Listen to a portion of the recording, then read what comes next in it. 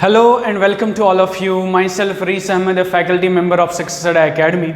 As you are aware of the fact कि हमने एक lecture series online hybrid course start की, तो उसमें आपको ये भी पता होगा कि अकाउंटेंसी का पोर्शन जो है वो कंप्लीट हो चुका है। तो अभी मैं आपके सेकंड कंपोनेंट के साथ डील करूँगा, डेट इज़ इकोनॉमिक्स। ठीक है बेटा, तो इकोनॉमिक्स के 10 मार्क्स है आपके सिलेबस में। तो इन 10 मार्क्स को हम किस तरह से कवर अप करेंगे उसके लिए भी ऑलरेडी आपने वीडियो देख चुके होंगे आप। तो आज मैं आपके सामने एक बहुत ही इम्पॉर्टेंट एस्पेक्ट रखने जा रहा हूँ, डेट इज़ इकोनॉमिक्स की हम बात करेंगे, इकोनॉमिक्स के ब्रांचेस की हम बात करेंगे। ठीक है, इसके बाद हम डिफरेंट पैटर्न्स ऑफ इकोनॉमिक्स की बात करेंगे। देन एक बहुत ही important topic sectors of economy, वो भी हम डिस्कस करेंगे। ठीक है, तो फिलहाल आप देखिए कि फर्स्ट ऑफ ऑल जब भी हम कोई सब्जेक्ट पढ़ेंगे पहले हमें उसका एक बेसिक इंट्रोडक्शन पता होना चाहिए। क्यों? क्योंकि आप चेक भी कर सकते हो, JKSSB ने जो टीचर्स के पेपर्स कंडक्ट किए थे 27 मई का क्वेश्चन पेपर आप चेक करना। इकोनॉमिक्स में बच्चों ने इतना कुछ पढ़ा था लेकिन उन्होंने एक सिंपल क्वेश्चन पूछा था कि बताइए इनमें से कौन सी करेक्ट डेफिनेशन है इकोनॉमिक्स की। ठीक है बेटा, तो कभी कभी ना डेफिनेशंस पे भी क्वेश्चंस पूछे जाते हैं। तो फिलहाल मैं आपको यही कहूँगा कि इस सब्जेक्ट को देखिए, एक होती है इकोनॉमिक्स, दूसरी होती है general economics and third is economy. Economy is actually applied part of economics. ठीक है, लेकिन आपके सिलेबस में है जनरल इकोनॉमिक्स, तो हम उसके साथ डील करेंगे। ठीक है बेटा, अब देखिए यहाँ पे इकोनॉमिक्स को स्टार्ट करने से पहले मैं आपको दो चीज़ें समझाता हूँ। पहले आप याद रखोगे कि हम एक डेवलपिंग कंट्री में हैं। इवन दो अगर हम बिलोंग करते डेवलप्ड कंट्री को भी स्टिल आई डोंट थिंक कि कुछ फ़र्क पड़ता। क्यों? क्योंकि चाहे एक डेवलप्ड नेशन हो या चाहे एक डेवलपिंग नेशन हो, हमेशा प्रॉब्लम ये रहती है कि हमारे पास लिमिटेड रिसोर्सेज होते हैं, हमारे पास फाइनाइट रिसोर्सेज होते हैं, यानी कि लिमिटेड पोर्शन में हमारे पास रिसोर्सेज होते हैं। बट अनफॉर्चुनेटली हमारी नीड्स बहुत ज़्यादा होती है, हमारी नीड्स इन बल्क होती है। सो अब हम क्या करें, किस तरह से इन अनलिमिटेड नीड्स को हम फुलफिल करें विद लिमिटेड रिसोर्सेज के साथ, वही सब कुछ सिखाता है एक्चुअली आपको इकोनॉमिक्स। इकोनॉमिक्स का सिद्धांत ही यही है कि आपके पास बहुत कम पैसा अवेलेबल होगा, बहुत कम रिसोर्सेज अवेलेबल होंगे, लेकिन आप इनको इस तरह से यूटिलाइज करोगे, बहुत ही अच्छे तरीके से यूटिलाइज करने को हम कहते हैं रैशनलाइजेशन। आप अपने लिमिटेड रिसोर्सेज को रैशनलाइज करोगे, आप अपने लिमिटेड रिसोर्सेज को ऑप्टिमम यूटिलाइजेशन करोगे ताकि आपके अनलिमिटेड जो वांट्स है वो फुलफिल हो जाए। ठीक है, सो दैट्स वाई इकोनॉमिक्स की डेफिनेशन मैंने कही है, it's a subject where we study about, जहां पे हम पढ़ेंगे किसके बारे में, optimum utilization and rationalization. Optimum utilization and rationalization, किसकी ऑप्टिमम यूटिलाइजेशन, किसकी रैशनलाइजेशन ऑफ लिमिटेड रिसोर्सेज, जो हमारे पास लिमिटेड रिसोर्सेज होते हैं in order to satisfy unlimited wants. यही मैंने कहा, इकोनॉमिक्स में तो हमें यही चीज समझनी है कि चाहे हम डेवलपिंग कंट्री को बिलोंग करते हैं या डेवलप्ड नेशन को बिलोंग करते हैं, लिमिटेड सोर्सेज होते हैं हमारे पास, लेकिन हमें हमारी जो नीड्स है वो अनलिमिटेड होती है, हमारी जो वांट्स है वो अनलिमिटेड होती है। तो अब हम किस तरह से कम रिसोर्सेज में अपनी ज़्यादा से ज़्यादा नीड्स को फुलफिल करेंगे, यही सब कुछ सीखना है हमें इकोनॉमिक्स में। ठीक है बेटा, ये बहुत ही टेक्निकल सब्जेक्ट है, काफ़ी मज़ेदार है और इजी भी है। तो इकोनॉमिक्स में मेरे पढ़ाने का ये तरीका रहता है कि मैं हर एक चीज़ को विद जो डे टू डे लाइफ में एग्जाम्पल्स होते हैं उनके साथ में रिलेट करता हूँ। आइए देखिए, इस डेफिनेशन को भी मैं रिलेट करूँगा। फॉर एग्जाम्पल आप ऐसे समझ लोगे, मैं एक मार्केट में हूँ। ठीक है बेटा, मैं एक मार्केट में हूँ। अब इस मार्केट में मेरे पास लिमिटेड रिसोर्सेज है, मेरे पापा ने मुझे सिर्फ 100 रुपीज़ दी है पॉकेट मनी, तो लिमिटेड रिसोर्सेज है, 100 से ज़्यादा तो नहीं देगा वो। अब हम क्या करेंगे, तो जो ही मेरी नज़र पर और पापा मुझे बोलता है बेटा मार्केट जाओ, एक तो अगर आज आप चाहोगे आज आपकी छुट्टी है, चलो लंच भी वहाँ पे कर लेना, 50 रुपीज़ का लंच भी कर लेना, और इसके अलावा आप वहाँ से कुछ सामान भी लाना घर के लिए, ठीक है, कुछ गुड्स भी लेके आना घर के लिए। तो ये बंदा जब गुड्स का लिस्ट लेके जाता है तो इसको पता चल जाता है यार मार्केट में तो ये गुड्स का लिस्ट जो है मुझे तो ये 60 रुपए में मिल रहा है, अब मैं क्या करूं, अब मैं क्या करूं, पापा ने तो 50 रुपए दिए थे लंच के लिए, लेकिन जो बाकी आइटम्स है वो तो 60 रुपए में आ रहे हैं। आप देखिए वही सिनारियो क्रिएट हुआ, आपके पास है लिमिटेड रिसोर्स, मतलब आपके पास है सिर्फ 100 रुपीज, लेकिन आपकी वांट्स ज्यादा है, मतलब एक तो आपको गुड्स ज्यादा लाने हैं, 50 रुपए का लंच भी करना है। अब आप क्या करोगे, देखिए अब आप करोगे, अब आप ये सोचोगे यार गुड्स तो लाने ही लाने हैं क्योंकि पापा का ट्रस्ट नहीं टूटना चाहिए। अब हम क्या करेंगे, अब हम रिसोर्सेज को अच्छे से यूटिलाइज करेंगे। देखिए दो चीज़ें हैं यहाँ पे, या तो हम एक काम करें, देखो 50 रुपए का लंच और 60 रुपए के गुड्स से तो हो गए 110, लेकिन हमारे पास 100 ही रुपए है। अब हम क्या करेंगे, अब ये बंदा एक काम करेगा, ये कहेगा यार आज मैं फॉर एग्जांपल 50 रुपीज़ का बर्गर नहीं खाऊंगा, आज मैं 40 रुपए की छोला पूरी खाऊंगा। अब देखिए इस बंदे ने क्या किया, छोला पूरी से भी इसका लंच हो जाएगा, बर्गर से भी इसका लंच हो जाएगा, लेकिन साथ ही साथ एक तो ये अपना लंच भी फुलफिल करेगा। क्यों? क्योंकि छोला पूरी की रेट सिर्फ 40 रुपए है मार्केट में, बर्गर की रेट फॉर एग्जाम्पल 50 रुपए है, तो ये यहाँ से 10 रुपए निकालेगा और वो ऐड करेगा गुड्स में, तो यहाँ से इसके 10 रुपए यहाँ पे ऐड अप हो जाएंगे। अब आप देखिए लिमिटेड रिसोर्स है हमारे पास और हमारी वांट जो है वो अनलिमिटेड है। दिस इज द रीजन कि इकोनॉमिक्स हमें सिखाती है किस तरह से हम लिमिटेड रिसोर्स को यूज करें अपनी अनलिमिटेड वांट्स को फुलफिल करने के लिए। अब आप कहोगे सर क्यों कुछ कंट्रीज का बहुत कम टाइम में डेवलप्ड नेशंस बनते हैं और बहुत सारी कंट्री जो है सदियां लग जाती है लेकिन फिर भी वो डेवलप नहीं होती है? रीजन क्या है, क्यों ऐसा है? एक्चुअली डिपेंड करता है, अगर आपको इस रेस में आगे जाना है, अगर आपको अपनी कंट्री को डेवलप्ड नेशन बनाना है, तो जो हमारे इकोनॉमिक एडवाइजर्स होंगे उनको पता होना चाहिए कि किस तरह से हम ऑप्टिमम यूटिलाइजेशन और रैशनलाइजेशन करें रिसोर्सेज की। बात समझ में आ रही है? आपने देखी होगी स्विट्जरलैंड फॉर एग्जांपल एक कंट्री है या बाकी कंट्रीज है जहां पे रिसोर्सेज हमारे से बहुत कम है बट स्टिल हम आगे नहीं जा पाते। The reason being our economic advisers are not capable to cope with this stimulus expertise, that is optimum utilization and rationalization. Same is the case with families. आपने देखा होगा किसी फैमिली की इनकम साल में सिर्फ 2 लाख होती है, किसी फैमिली की इनकम 10 लाख होती है, बट एट द एंड हम देखते हैं कि जिस फैमिली की इनकम सिर्फ 10 लाख थी वो बहुत आगे जा रही है, जिस फैमिली की इनकम जिसकी 2 लाख थी वो बहुत आगे जा रही है, जिसकी 10 लाख थी वो वहां पे ट्रोडन डाउन है। रीजन क्या है? रीजन है कि उन्होंने अच्छे से वो यूटिलाइज किया होगा, उन्होंने एक प्लानिंग सेटअप की होगी कि किस तरह से हम इन रिसोर्सेज को है आगे यूटिलाइज करेंगे। तो ठीक है बेटा, ये आपके day to day life experience के साथ भी बहुत ही इंपॉर्टेंट है कि बहुत बार आपके पास लिमिटेड रिसोर्स हैं लेकिन आपके वांट्स ज्यादा होंगे तो उनको फुलफिल करने हैं। तो यही डेफिनेशन उन्होंने पूछी थी, आप चेक भी कर सकते हो 27 में, इट वाज ऑलमोस्ट 2017, हाँ 2017 में शायद टीचर्स के 2018 में टीचर्स के पेपर्स जो है कंडक्ट हुए थे, आप वहां पे चेक कर सकते हो। उन्होंने पूछा था विच of the following best describes economics, तो ये डेफिनेशन आप याद रखोगे। इसके अलावा अगर आप देखोगे एसएससी की definition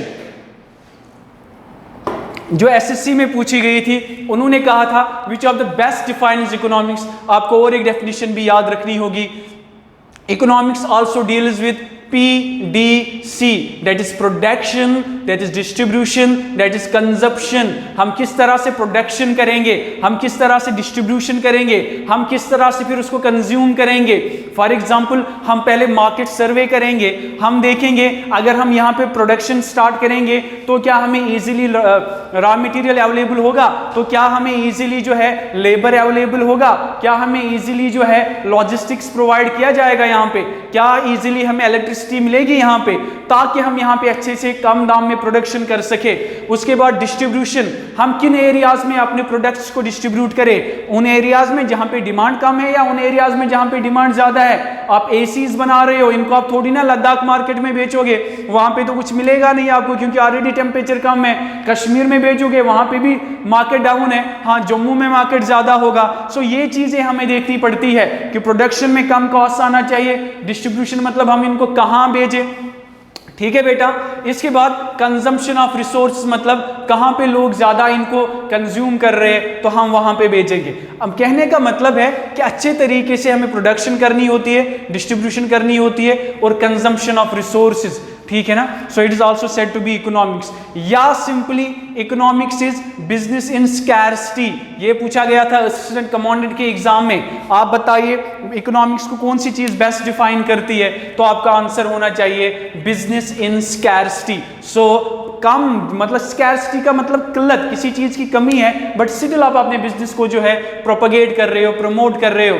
so let me conclude the definition of economics, it is a subject where we study about optimum utilization or rationalization, optimum utilization or rationalization of limited resources in order to satisfy unlimited wants.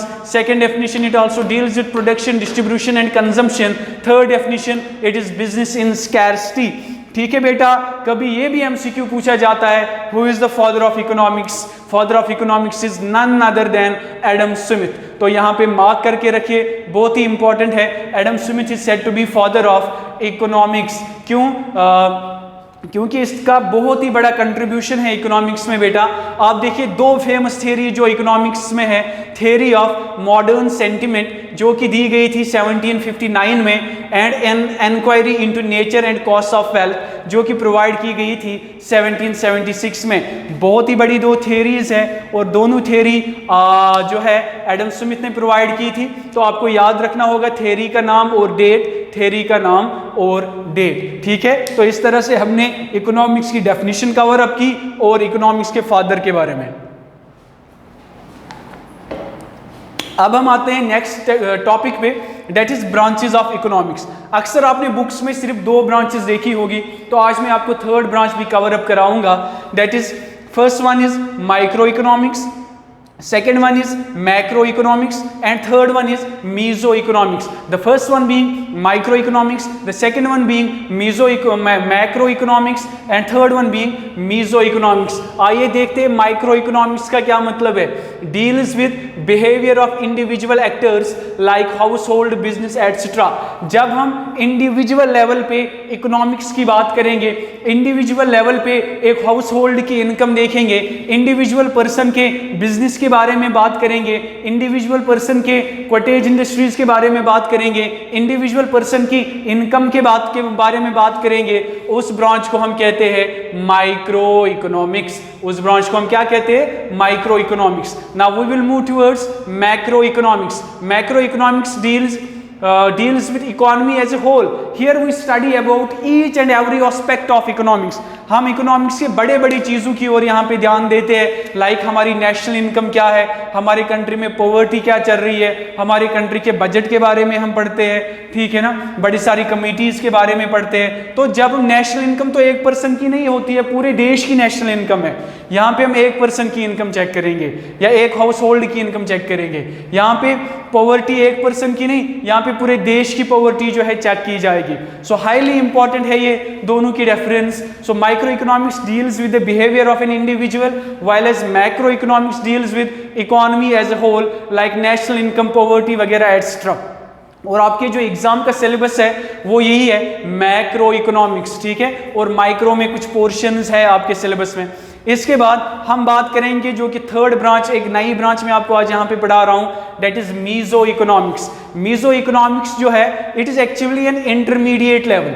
For instance जब भी हम बात करेंगे electronics की, infrastructure की etcetera, तो वो item जो है वो इंक्लूड होंगे मीजो इकोनॉमिक्स में, ठीक है बेटा। तो although it's a relative term, ये एक्चुअली एक रिलेटिव टर्म है, कोई स्पेसिफिक टर्म ये नहीं है, ठीक है। नाउ इकोनॉमिक एजेंट हम किसको कहेंगे? नेक्स्ट टर्म है economic agent. Economic agent is actually individuals और इंस्टीट्यूशंस। एक इंडिविजुअल भी हो सकता है या इंस्टीट्यूशन भी हो सकता है दैट टेक इकोनॉमिक डिसीजन, जो कि इकोनॉमिक डिसीजन ले सकता है सोसाइटी में, जो कि इकोनॉमिक डिसीजन ले सकता है अपनी कंट्री में। अब वो इकोनॉमिक डिसीजन किसी भी चीज़ के रिलेटेड होगा, फॉर एग्जाम्पल प्रोडक्शन के रिलेटेड, डिस्ट्रीब्यूशन के रिलेटेड, कंजम्पशन के रिलेटेड। इकोनॉमिक एजेंट इवन हम गवर्नमेंट को भी कहते हैं, कॉरपोरेशंस को भी कहते हैं, बैंक्स को भी कहते हैं। तो यहाँ से भी एक एमसीक्यू आ सकता है, which of the following are the parts of economic agent. क्या गवर्नमेंट भी इसका एक पार्ट है? क्या कॉरपोरेशन भी इसका एक पार्ट है? आपसे पूछा जाएगा national income is an component of, is it component of micro economics और मैक्रो इकोनॉमिक्स? आपसे पूछा जाएगा विच of the following is an intermediate level, micro, macro या मीजो? तो आंसर होगा मीजो। ठीक है। आपसे पूछा जाएगा who is the father of economics? Answer would be Adam Smith. आपसे पूछा जाएगा विच of the following best describes the definition of economics? तो मैंने तीनों के तीनों डेफिनेशन जो है आपको प्रोवाइड करके दी है। आपके एग्जाम में पूछी जाए, ये भी क्वेश्चन पूछा जा सकता है कि बताइए ये थियरी किसने दी है? तो मैंने दोनों थियरीज कहा है कि एडम स्मिथ ने जो है वो प्रोवाइड की है। अब हम देखेंगे कुछ नई चीजें, लाइक सोशलिस्ट क्या बिलीव करते हैं, नेहरूवियन आइडिया क्या था, माओइस्ट सोशलिज्म क्या कहता है और गांधीयन क्या कहता है। अब देखिए सोशलिस्ट जो है वो बिलीव करते हैं that large part of economic resources should be in hands of government. इसको आप अंडरलाइन कीजिए। तो सोशलिस्ट का ये बिलीव है, ये मानना है कि इकोनॉमिक्स में जो भी चीजें होंगी, जो भी कंट्री के रिसोर्सेज होंगे, वो ऑल इन ऑल गवर्नमेंट के हाथ में होंगे। यानी कि गवर्नमेंट हर एक चीज को नेशनलाइज करेगा, हर एक चीज पे गवर्नमेंट का कब्जा होगा, प्राइवेट सेक्टर नहीं होना चाहे इकोनॉमी में। तो ये किसका आइडिया है? ये है socialist. Why? Socialist believe that large part of economics should be in hands of government, ये गवर्नमेंट्स के हैंड्स में होना चाहिए to achieve socio economic objective, ताकि सोशो इकोनॉमिक ऑब्जेक्टिव जो है वो अचीव हो जाए। तो यहां से वो पूछ सकते हैं socialist believe that economic resources should be in the hands of government, private sector या कुछ और सेक्टर। तो आप याद रखोगे गवर्नमेंट सेक्टर। तो आप याद रखोगे बेटा यहाँ पे गवर्नमेंट सेक्टर। इसके बाद है नेहरूवियन सोशलिज्म। नेहरूवियन सोशलिज्म का क्या मतलब है? इसका आइडिया ये है दैट देयर शुड बी को existence of private and public sector, यानी कि प्राइवेट सेक्टर भी होना चाहिए, पब्लिक सेक्टर भी होना चाहिए। जैसे कि अभी आप इंडिया में देख रहे हो, प्राइवेट सेक्टर भी एडजस्ट हो रहा है और पब्लिक सेक्टर भी मार्केट में अवेलेबल है। ठीक है। तो चूंकि यहाँ पे चीजें कंपेयर हो रही है ना, यहाँ पे सिर्फ गवर्नमेंट के हाथ में होना चाहिए, यहाँ पे प्राइवेट और पब्लिक सेक्टर के हाथ में होना चाहिए। तो मे भी वो यहाँ से क्वेश्चन निकाले कि बताइए प्राइवेट और पब्लिक सेक्टर ये किसका आइडिया है इन चारों में? गवर्नमेंट के अंडर होना चाहिए, ये किसका आइडिया है इन चारों में? इसके बाद Maoist socialism, complete dominance of public sector. ये कहता है बेटा पूरा और पूरा डोमिनेंस होना चाहिए किसका? पब्लिक सेक्टर का। तो गांधीयन का तो कुछ खास नहीं है। Gandhian is set of ideas of Gandhi to profound for economic management and distribution, to profound for economic management and distribution। ये कोई खास आइडिया नहीं है और गांधीयन इकोनॉमिक्स आपके एग्जाम में वैसे भी क्वेश्चन नहीं आता है। सो क्वेश्चन आ सकता है सोशलिस्ट आइडिया पे, नेहरूवियन आइडिया पे, माओइस्ट सोशलिज्म पे, या जो ब्रांचेस है वेरियस इकोनॉमिक्स के, उनके रिलेटेड आपके एग्जाम में क्वेश्चन पूछा जा सकता है। अगर मुझसे कोई बोलेगा सर मुझे बताइए ये जो पूरा स्लाइड है कहां से मैक्सिमम चांसेस है क्वेश्चन आने के, आप देखिए एसएसबी के पेपर्स आप चेकआउट कीजिए। 3 एमसीक्यूज टीचर्स एग्जाम में आए थे इस छोटे से टॉपिक पे। अभी मैं और 2 एमसीक्यूज आपको कराऊंगा और आपको पता चल जाएगा कि किस तरह से इकोनॉमिक्स आपको पढ़नी है। Next topic is sectors of economy. Economy के क्या सेक्टर्स है? आप याद रखोगे मेनली 3 सेक्टर्स है। प्राइमरी सेक्टर पहला है, सेकेंडरी सेक्टर दूसरा है, टर्शियरी सेक्टर तीसरा है। ठीक है बेटा। प्राइमरी सेक्टर का दूसरा नाम एग्रीकल्चरल सेक्टर है, सेकेंडरी सेक्टर का दूसरा नाम इंडस्ट्रियल सेक्टर है, टर्शियरी सेक्टर का तीसरा नाम सर्विस सेक्टर है। फिर टर्शियरी के भी आजकल 2 और टाइप्स आए हैं, क्वाटरनरी या क्यूनरी, जो शायद अभी आपको बुक्स में नहीं देखने को मिले होंगे। ठीक है। अब देखिए प्राइमरी सेक्टर का मतलब क्या है। देखिए 3 तरह के एमसीक्यूज पूछे जाएंगे यहाँ पे आपके एग्जाम में। जैसे कि एसएसबी में पूछा गया है 2018 में कि आप बताइए सबसे ज्यादा कंट्रीब्यूट कौन करता है इकोनॉमी में? क्या वो एग्रीकल्चरल सेक्टर है, क्या वो इंडस्ट्रियल सेक्टर है, या फिर वो टर्शियरी सेक्टर है? तो आप याद रखोगे कि इस तरह का पैटर्न पूछा जाएगा कि कौन सा सेक्टर सबसे ज्यादा कंट्रीब्यूट करता है, या आपको क्रोनोलॉजिकल ऑर्डर में बताया जाएगा 3 सेक्टर से आप बताइए सबसे ज़्यादा कौन कंट्रीब्यूट करेगा, उसके बाद कौन, उसके बाद कौन। हो गए 2 पैटर्न। तीसरा पैटर्न जो एमसीक्यू का बन सकता है वो ये है, आप बताइए ब्लू कॉलर वर्कर्स किस सेक्टर को बिलोंग करेंगे, रेड कॉलर वर्कर्स किस सेक्टर को बिलोंग करेंगे, व्हाइट कॉलर वर्कर्स किस सेक्टर को बिलोंग करेंगे, और इवन गोल्डन कॉलर वर्कर्स किस सेक्टर को बिलोंग करेंगे। ये हो गया और एक क्वेश्चन, ठीक है। तो आइए देखते हैं किस तरह से हमें पढ़ना होगा। जिस तरह से एमसीक्यूज आते हैं उसी तरीके से हम पढ़ेंगे। प्राइमरी सेक्टर या एग्रीकल्चर सेक्टर हमारे देश के नेशनल इनकम में कंट्रीब्यूट करता है 16%, मतलब बहुत कम। लेकिन आपको याद रखना होगा, अगर मुझे यहाँ पे क्वेश्चन पेपर सेट करना होगा, मैं यहाँ पे एक ट्विस्ट लूंगा। क्यों? क्योंकि मैं कहूंगा आप बताइए आफ्टर इंडिपेंडेंस के फौरन बाद सबसे ज्यादा सेक्टर कौन सा इकोनॉमी में कंट्रीब्यूट करता था। तो अगर उस टाइम आज से 20 साल पहले या 10-15 साल पहले एक क्वेश्चन पूछा जाता तो हमारा आंसर होता है एग्रीकल्चरल सेक्टर। लेकिन बेटा अब जो है पूरा सिनारियो चेंज हो चुका है। अभी सबसे ज्यादा जो कंट्रीब्यूट कर रहा है डेट इज टर्शियरी सेक्टर या सर्विस सेक्टर, ठीक है। तो पहले नंबर पे tertiary sector 53.66%, secondary sector 31%, primary या एग्रीकल्चर सेक्टर 16%। तो सबसे ज्यादा जो कंट्रीब्यूट कर रहा है वो है हमारा टर्शियरी सेक्टर। अच्छा, प्राइमरी सेक्टर जो है it deals with extraction of natural resources और प्रोडक्शन ऑफ रॉ मटेरियल। यहाँ पे हम नेचुरल रिसोर्स को खोद के लाएंगे, रॉ मटेरियल हम लाएंगे, ठीक है ना, जैसे एग्जांपल फिशिंग, फार्मिंग एटसेट्रा। और जो यहाँ पे काम करेंगे ना उन वर्कर्स को हम कहते हैं रेड कॉलर वर्कर्स। एग्जाम के लिए इंपॉर्टेंट है बेटा, आपसे पूछा जाएगा बताइए रेड कॉलर वर्कर्स किस सेक्टर ऑफ इकोनॉमी को बिलोंग करेंगे, ब्लू कॉलर वर्कर्स किस सेक्टर ऑफ इकोनॉमी को बिलोंग करेंगे, टर्शियरी सेक्टर में कौन सा कॉलर जो है बिलोंग। देखिए रेड क्यों, क्योंकि उनको बहुत ज्यादा हार्ड वर्क करना पड़ता है, डेट्स वाई रेड। इसके बाद सेकेंडरी या industrial sector, it converts raw material into finished goods. ये कन्वर्ट करते हैं रॉ मटेरियल को किस में, फिनिश्ड गुड्स में। जो रॉ मटेरियल प्राइमरी या एग्रीकल्चर सेक्टर से आया तो जो हमारा सेकेंडरी सेक्टर या इंडस्ट्रियल सेक्टर है वो इस रॉ मटेरियल को फिनिश्ड गुड में चेंज करेगा। इसका मतलब है फॉर एग्जाम्पल रॉ मटेरियल आया वुड, वुड को हम बनाएंगे चेयर, तो रॉ मटेरियल जो वुड आया वो बिलोंग करेगा प्राइमरी सेक्टर को। सेकेंडरी सेक्टर में हमने जो इसको चेयर बनाई तो फिनिश्ड गुड बनाया वो आएगा सेकेंडरी सेक्टर में। इसको बिलोंग करते हैं हैवी इंडस्ट्रीज, लाइट इंडस्ट्री जैसे कॉस्मेटिक, फूड वगैरह। और जो यहाँ पे काम करेंगे they are said to be blue collar workers, उनको हम कहते हैं blue collar workers. Now next term is tertiary sector. तो टर्शियरी सेक्टर में आपको क्या याद रखना है बेटा, टर्शियरी सेक्टर जो है ये मेनली डील करता है सर्विसेज के साथ, लाइक हेल्थ केयर है, रिटेलर्स है, इंश्योरेंस कंपनीज है, बात समझ में आ रही है। और इन सब को हम कहते हैं व्हाइट कॉलर वर्कर्स, ठीक है। अब इनके भी 2 टाइप्स है, क्वाटिनरी एंड क्यूनरी। क्वाटिनरी में क्या होगा, रिसर्च, डेवलपमेंट, एजुकेशन, लाइक जो हमारा इसरो वगैरह है वो रिसर्च वगैरह करते हैं तो वहाँ पे जो काम करते हैं वो बिलोंग करेंगे क्वाटिनरी। इवन इन दोनों को हम इवन गोल्डन कॉलर वर्कर्स भी कहते हैं, ठीक है।